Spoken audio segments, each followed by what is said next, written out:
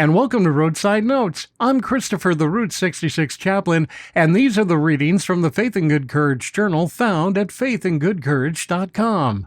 Stories from and for the road, a little grace for the miles ahead, and reminders that hope still travels with us. This journal, She Drove It Anyway, is from my entry on July 23, 2026. She drove it anyway, and nobody in her life tried to talk her out of it. That part surprised her. She had braced for all the pushback, the raised eyebrows, and the quiet chorus of, "Are you sure about this?"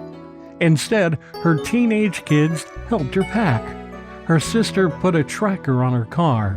Her best friend called her every evening at 7, and on Tuesday morning in the early fall, she flew to St. Louis. She wanted to see the arch first. Her dad had told her the story her whole life, standing at the base of it in 1974 with nothing but a road map and 2 days off work.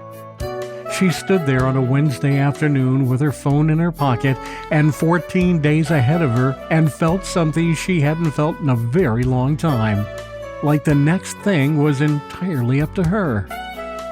Rebecca was not running away. I want to be clear about that because the world has a habit of writing that story for women who need the road the way men have always needed it without anyone questioning their motives.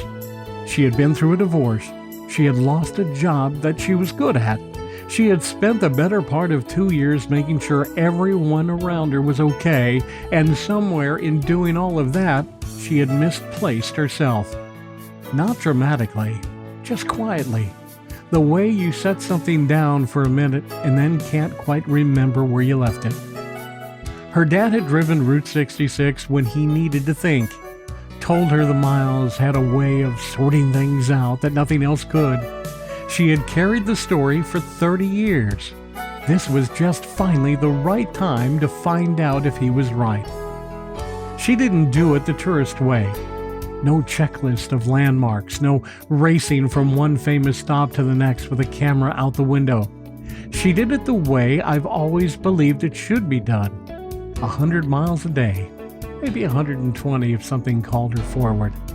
4 and 5 hours behind the wheel, and then a good dinner and a bookstore if one appeared in a decent hotel by dark. She was never out after dark. Somebody always knew where she was. She had done her research, too. Read everything she could find out about solo female road trip safety and packed her plan accordingly. The tracker, the check-in calls, the texts where she pulled off for gas, good hotels booked before dark every single night. She even had a road trip safety checklist. She worked through it before she left the driveway. She was going to do this thing, and she was going to do it safe, and those two facts were going to coexist just fine. I met her in Needles, on her last leg of the journey.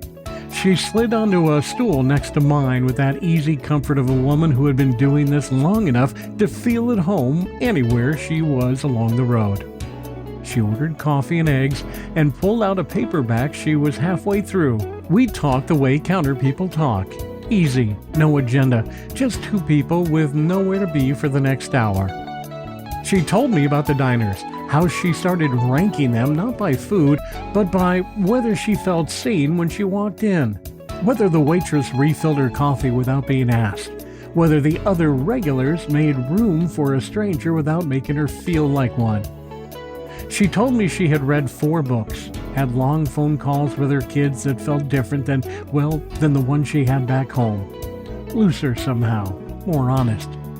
She had cried outside of Amarillo for reasons she couldn't fully explain, and then felt better than she had in months.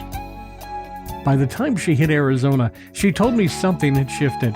Not fixed. She wasn't looking for fix, just shifted. Like furniture rearranged in a room you've lived in so long you stop seeing it clearly. Same room, new light.